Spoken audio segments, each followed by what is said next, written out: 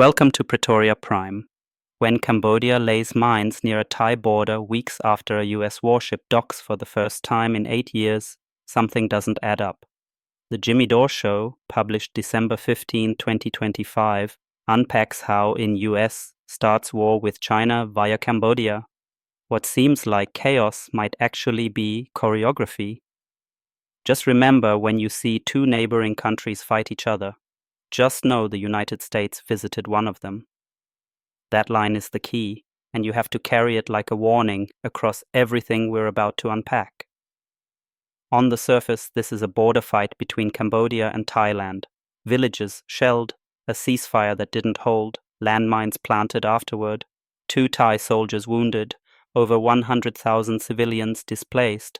But the moment you map those human tragedies onto a timeline of US engagement, the pattern becomes chilling. Patricia said it best. I still can't fully understand this conflict between Thailand and Cambodia. In the first class, it seemed clear to me that Cambodia fired first on a Thai village. But even after the de-escalation and ceasefire, Cambodia kept planting landmines along the border, including several in areas that Thailand considers its own territory. I don't understand what possible reasons would lead Cambodia, which is military is much weaker, to take such provocative stances. To me, it looks like a classic case of nationalism driving reckless, almost suicidal policies. That confusion is exactly the point. Berletic connected that confusion to a larger playbook. When a weaker state adopts behavior that makes no tactical sense, look for a larger shadow. The transcript even cites a US military official saying, "And so when we look at the rise of the Chinese military, what our goal in the joint force is to create multiple simultaneous dilemmas for all of the adversaries around the world, so that they are very cautious and concerned about doing something that would bring any sense of threat to the American people." Read that sentence twice. It functions like a policy confession. Spread problems so your rivals are busy everywhere at once. That doctrine, call it containment by distraction, is the unifying lens. It links Cambodia to Ukraine, US port visits and officer exchanges, to sudden skirmishes, and Rand papers cited in the conversation to a deliberate strategy of entanglement. What the speakers got right is crucial. A US warship docked in Cambodia for the first time in 8 years. Hun Manet, with West Point ties, now sits at the helm of Phnom Penh. The resulting alignment looks unlike traditional nationalism and more like geopolitical choreography. What they missed or overstated matters too. Asserting that Cambodia has wholly flipped against China ignores trade and investment nuances and flattens a complex diplomatic web into a binary switch. The conversation sometimes conflated correlation with orchestration, which is a tempting but risky leap.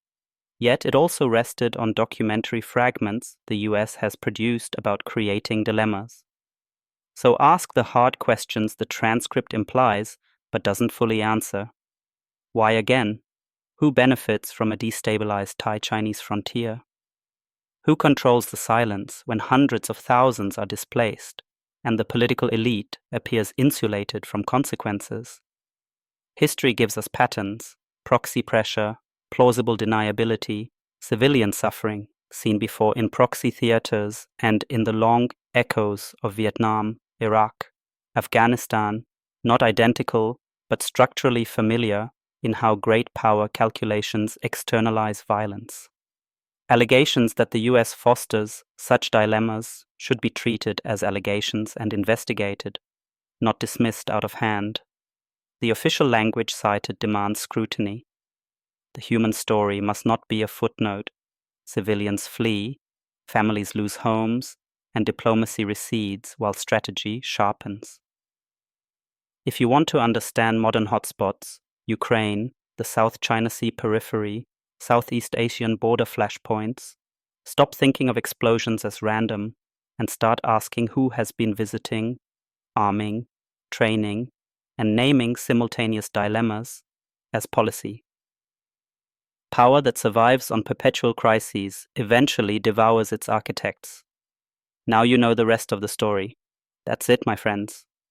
Please like and subscribe to support my channel. You can find more content on my Spotify and on YouTube under the handle @Praetoria Prime. Until we meet again, this was Scipio Americanus of Praetoria Prime News.